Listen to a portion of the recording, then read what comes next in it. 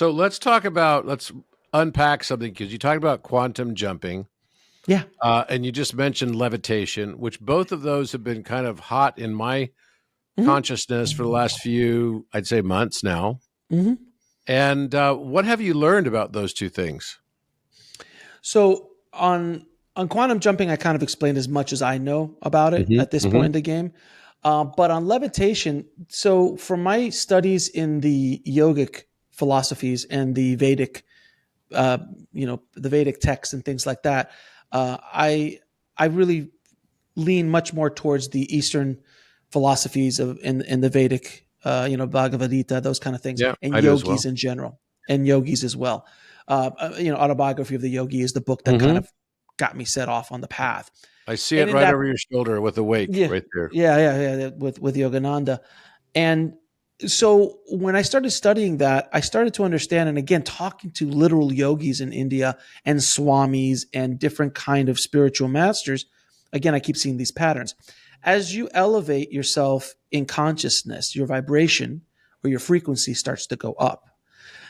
The reason why angels or beings from the other side, let's say ascended masters, call them Jesus, these kind of people, are such a high vibration that they can't come down to talk to you in the sense. That's why you don't see Jesus walking around, generally speaking, or Buddha walking around, generally speaking, in today, because they don't. That's not the way the system, the simulation works. You can't actually do that.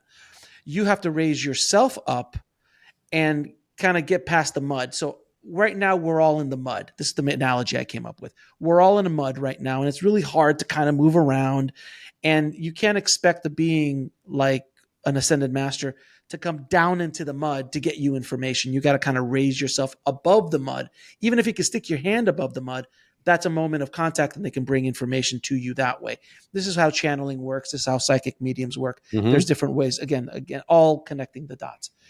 If you're a yogi and you're on the path of enlightenment, which is basically another word for raising your consciousness, raising your frequency and your vibration up to a higher level, along that path, there are things that get triggered.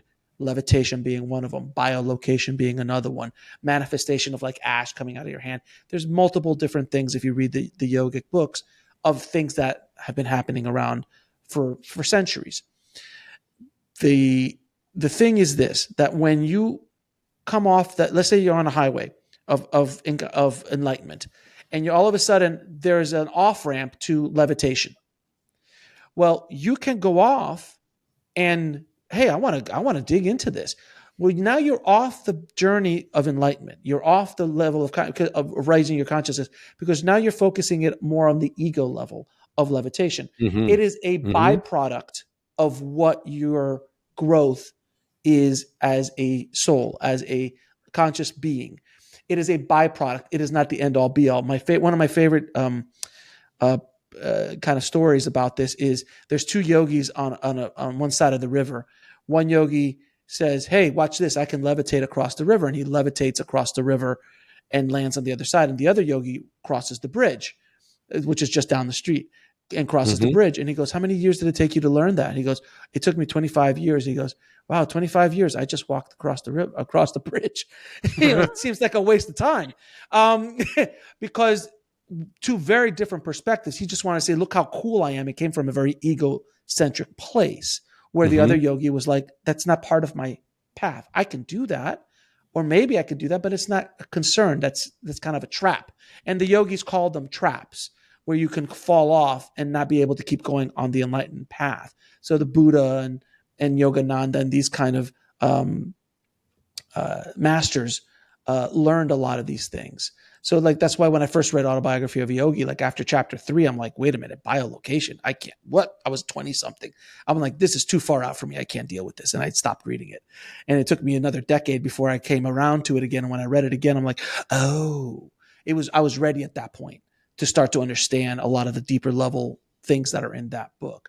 But anyway, as far as levitation is concerned, that's my understanding of levitation. It is just something you can learn. It is a technique that you can do, but you do have to be at a certain level of consciousness to be able to achieve something like that. And I think it was Wayne Dyer who said this. He was meditating one day the very famous Wayne Dyer, was meditating one day, and he found himself levitating.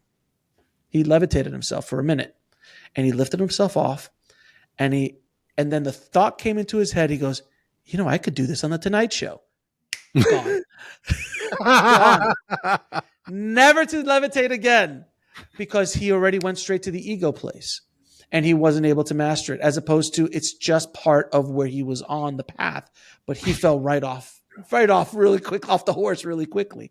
So those are the kind of stories that I've heard on levitation. It is just part of the process of raising your consciousness. And there's a lot of those things that will, as you open up the chakras, as you open up your energy portals and things like that within yourself, that these things start to happen. And I come at it from a very pragmatic place. I'm not a woo-woo guy, generally speaking. I'm a pretty practical guy. So I just keep looking at these ancient texts that talk about this. And I'm like, well, it's not just one source. There's a lot of sources about this. And there's so much. There's so many sources about this. I'm like, I can't believe that these guys were all sitting around like, you know what, in like 1,000 years, someone's going to read this and believe this crap. Like, I don't think that's the way it was going down, because it just took too much time to write stuff down back in the day. So I don't believe that. So that's why I always look for these patterns. And it's not just someone saying that this happened. There is quote unquote proof of this in history. And if you start going down and you go into the mystery schools of Egypt, and you start going down deep paths of other areas, you just start seeing these patterns come up, man. And at a certain point, if you are open-minded enough to understand these things and accept these ideas, then things start to make a lot more sense to you. And everything I'm saying, no one needs to believe anything I say or anything that you say. If it rings true to them, then investigate it or use it and move on with life, and hopefully helps you in life. If you think this is insane, discard it and move on with your life. Totally. It's not for you. And that's completely fine, because there's things sometimes that I hear, I'm like, yeah, I can't do that. No, that doesn't work with me. So I get it, but I look at it in a very kind of grounded way. As for me, as much as that what I just explained is very mystical, to me, it's extremely grounded in reality.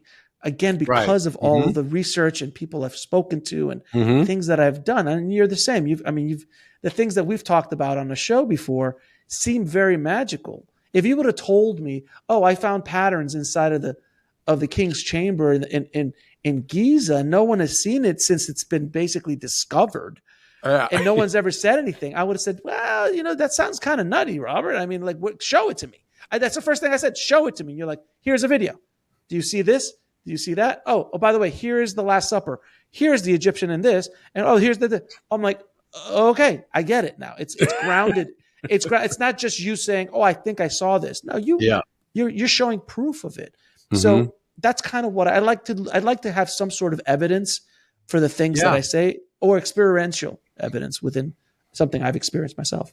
No, that makes total sense. So of all the books that you've read, I mean, you clearly mentioned Autobiography of a Yogi, and obviously the ancient texts like Bhagavad Gita, and, I'm sure you've studied across Taoism and Lao Tzu and Confucius. All that. Yeah. Yes, and all of those. What have you found to be the most helpful to your conscious expansion?